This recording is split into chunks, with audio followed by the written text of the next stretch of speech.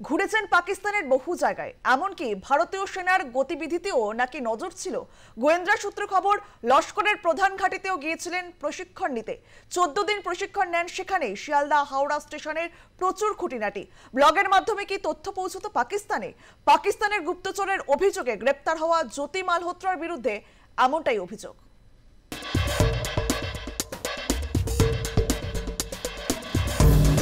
তিনি ভারতের মেয়ে, কিন্তু লড়াইয়ে নেমেছিলেন ঘরের বিরুদ্ধে।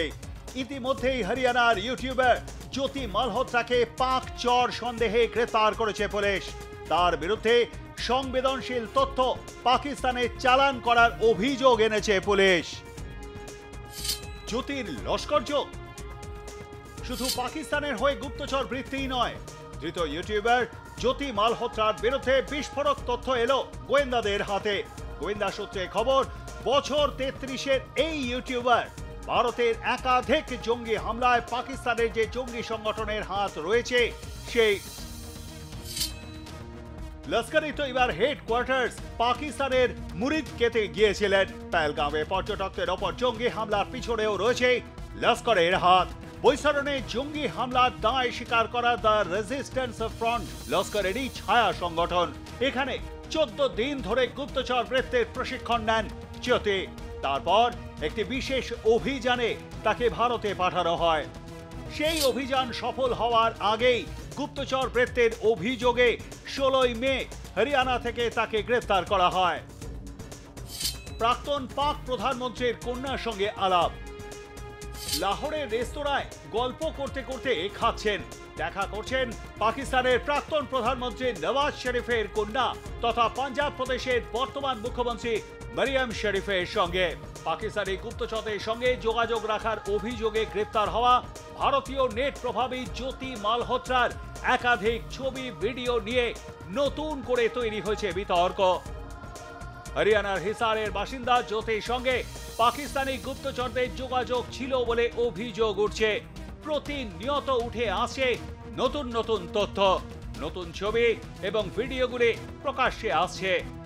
দ্বিতীয় ছবিতে দেখা যাচ্ছে হাসি মুখে এক তরুণীর সঙ্গে সেলফি তুলছেন জ্যোতি। দাবি করা হয় ছবিটি পহেলগাঁওয়ে তোলা। পহেলগাঁও হত্যাকাণ্ডের কয়েকদিন আগেই নাকি সেখানে গিয়েছিলেন তিনি। ভারতীয় সেনার গতিবিধিতেও নজর।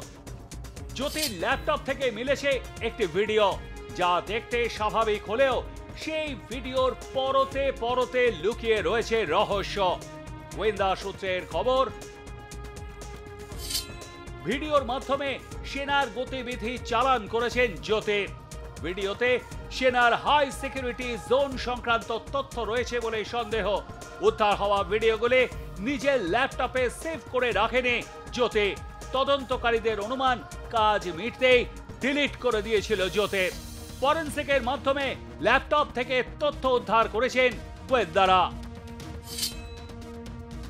2020 সালের মে মাসে কলকাতা শিয়ালদা স্টেশন ঘুরে ব্যারাকপুরে গিয়েছিলেন জ্যোতি। শিয়ালদা স্টেশনের পাশাপাশি দক্ষিণেশ্বরেও গিয়েছিলেন তিনি। বিভিন্ন রেস্তোরাঁয় খাওয়া দাওয়াও করেন। তার ব্লগে ইঞ্চিতে ইঞ্চিতে বিবরণ রয়েছে শিয়ালদার মতো গুরুত্বপূর্ণ রেলওয়ে স্টেশনের। কিন্তু শিয়ালদা স্টেশনে নেমে এত খুঁটিনাটি কেন দেখাতে গেলেন জ্যোতি? পেছনে কি বিশেষ উদ্দেশ্য ছিল?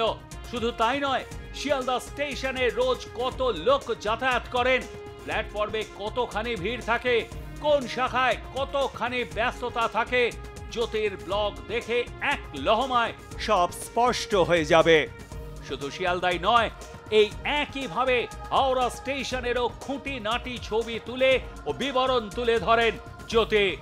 এখন প্রশ্ন হচ্ছে, এই সব ব্লগের মাধ্যমেই কি পাকিস্তানের কাছে সব তথ্য উঠে পৌঁছে যেত? শুধু তাই নয়, পাকিস্তান, চীন সহ 8টি দেশ ঘুরে ফেলেছে জ্যোতি।